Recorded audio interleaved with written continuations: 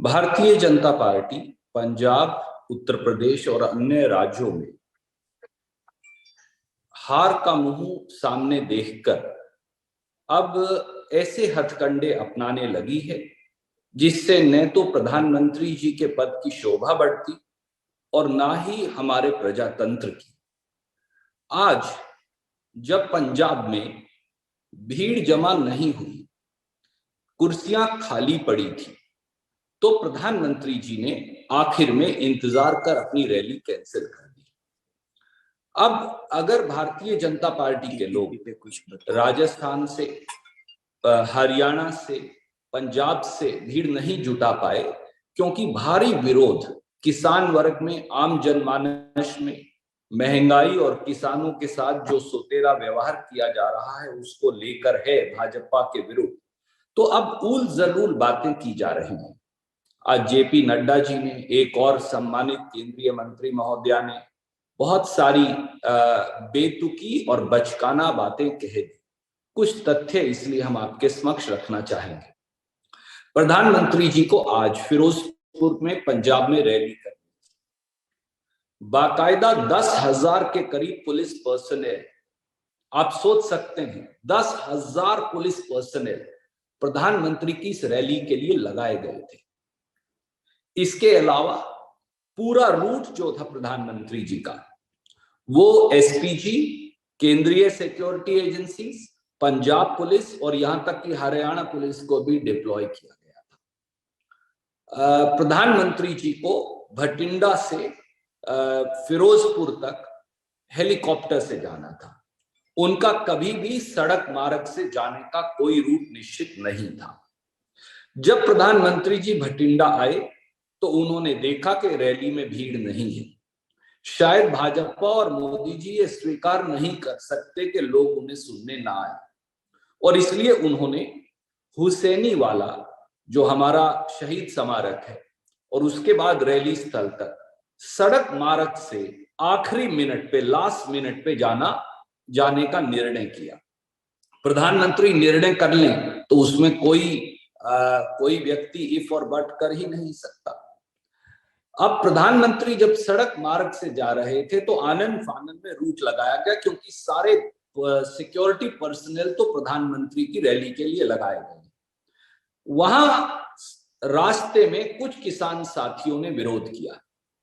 जो किसान मजदूर संघर्ष समिति है और किसान लोग हैं, हमारे भाई बहन, उन्होंने बहुत दिनों से प्रधानमंत्री की रैली के बहिष्कार और विरोध का निर्णय कर रखा था।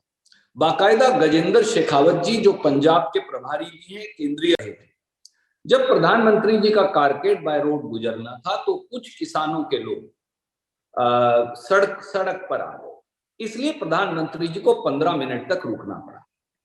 आप मुझे बताइए, क्या उन किसानों को पुलिस द्वारा गोली मार देनी चाहिए थी? क्या उनकी खोपड़ियां उड़ा देनी चाहिए थी? या फिर उन किसानों को वहां से हटाने का प्रयास करना चाहिए था?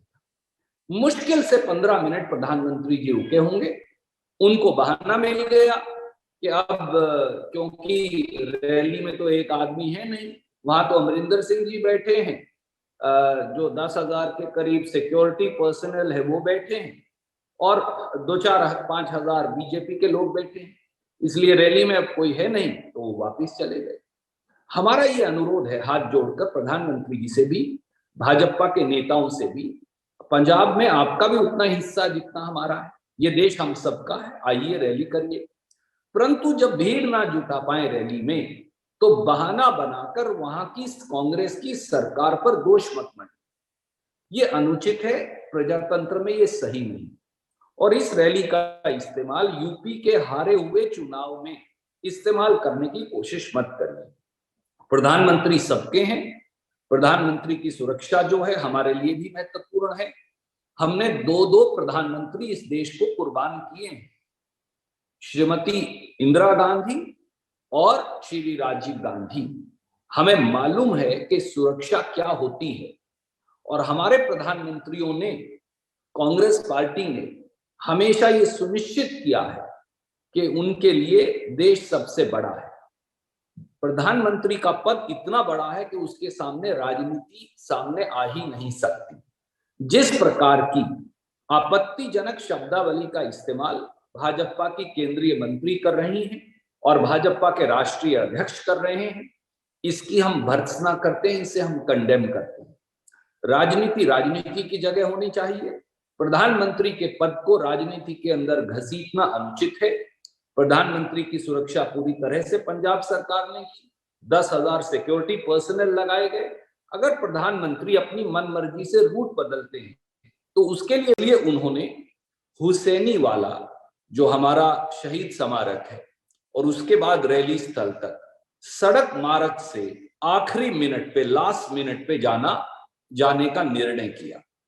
प्रधानमंत्री निर्णय कर लें तो उसमें कोई व्यक्ति इफ और बट कर ही नहीं सकता। अब प्रधानमंत्री जब सड़क मार्ग से जा रहे थे तो आनन फानन में रूट लगाया गया, क्योंकि सारे सिक्योरिटी पर्सनल तो प्रधानमंत्री की रैली के लिए लगाए गए। वहां रास्ते में कुछ किसान साथियों ने विरोध किया। जो किसान मजदूर संघर्ष समिति है और किसान लोग हैं, हमारे भाई बहन, उन्होंने बहुत दिनों से प्रधानमंत्री की रैली के बहिष्कार और विरोध का निर्णय कर रखा था। बाकायदा गजेंद्र शेखावत जी, जो पंजाब के प्रभारी भी हैं, केंद्रीय मंत्री हैं, 2 राउंड्स की वार्ता उन किसान भाइयों से कर चुके थे। किसानों की 4 स्पष्ट मांगे हैं जो शायद भारतीय जनता पार्टी को जानकारी होते हुए भी अनजान माने बैठे हैं। उनका ये कहना है, नंबर 1, कि जो होम मिनिस्टर हैं अजय मिश्रा टेनी, जिनके बेटे के खिलाफ मुख्य आयुक्त के रूप पर लखीमपुर खेड़ी कांड के अंदर चार्जशीट दायर की है सीबीआई ने, सुप्रीम कोर्ट मॉनिटर्ड इन्वेस्टिगेशन के बाद, उन्हें बर्खास्त किया जाए, पर मोदी जी उन्हें साथ लेकर घूमते हैं। दूसरा, उन्होंने मांग ये रखी है कि 700 किसान जो शहीद हुए उनके परिवारजनों को मुआवजा दिया जाए। तीसरी किसानों की ये मांग है कि सभी जो झूठे मुकदमे दर्ज किए गए हैं दिल्ली में, उत्तर प्रदेश में, हरियाणा में, ये सब वापिस लिए जाए। और चौथा, उनकी मांग जो उस समय मानी भी थी जब फार्मर एजिटेशन वापिस हुआ, कि एमएसपी पर एक कमेटी बनेगी और वो कमेटी जल्द से जल्द एमएसपी किसान को कैसे मिलेगा इस पर निर्णय करेगी। पर जिस दिन से किसान आंदोलन खत्म हुआ, इस पर कोई चर्चा ही नहीं हुई। इसे लेकर किसान संघर्ष समिति और दूसरे लोग विरोध प्रदर्शन कर रहे हैं। पर अगर कुछ 100, 200, 500, 1000 किसान सड़क पर आ गए और उन्हें हटाने में 15 मिनट की देरी हो गई, तो पुलिस पर या सरकार पर या श्री चरणजीत चन्नी पर इल्जाम लगाना अनुचित है। कांग्रेस पार्टी जब भी प्रधानमंत्री आएंगे, हमारी सरकारें उन्हें पूरा सहयोग देंगी।